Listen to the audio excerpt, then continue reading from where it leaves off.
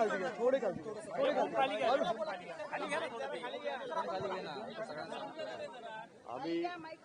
आम्ही सर्व कुटुंबियांनी एकत्रितपणाने मतदान केलेलं आहे.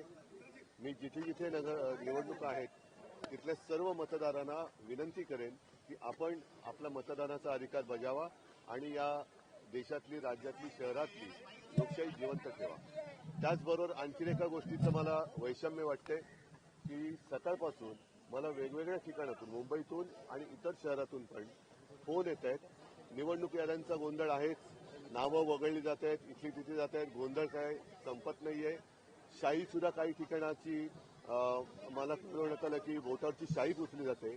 मला असं वाटतं निवडणूक आयुक्त हे पगार कसला घेतात ह्याचाही आता खुलासा झाला पाहिजे आणि निवडणूक आयुक्तांवरती एक बंधन पाहिजे की 365 दिवस आता या तर 4 वर्ष म्हणजे एकूण पाहिलं तर महापालिका निवडणुका, मुंबईची महापालिका निवडणुकी 9 वर्षांनी होते. मग 9 वर्ष जे निवडणूक आयुक्त आणि त्यांचा कर्मचारी वर्ग काय करत होता, आता रोज निवडणूक आयुक्तांना सुद्धा त्यांच्या साईटवरती आज त्यांनी काय केलं हे सांगणं बंधनकारक केलं पाहिजे. अन्यथा राजकीय पक्षांचे कार्यकर्ते निवडणूक आयुक्तांच्या कार्यालयात रोज बसवले गेले पाहिजेत की जेणेकरून आम्हाला सुद्धा कळेल की रोज हे जे काय आता दादागिरी चालते यांची निवडणूक काळामध्ये, हे दादागिरी किंवा ही भाई लोक हे वर्षभर आणि निवडणुका नसते त्यावेळेला काय करतात. हा निवडणुकीचा किंवा याद्यांचा गोळ हा ताबडतोब थांबवला गेला पाहिजे. नाहीतर निवडणूक आयुक्तांवरती कारवाई झाली पाहिजे.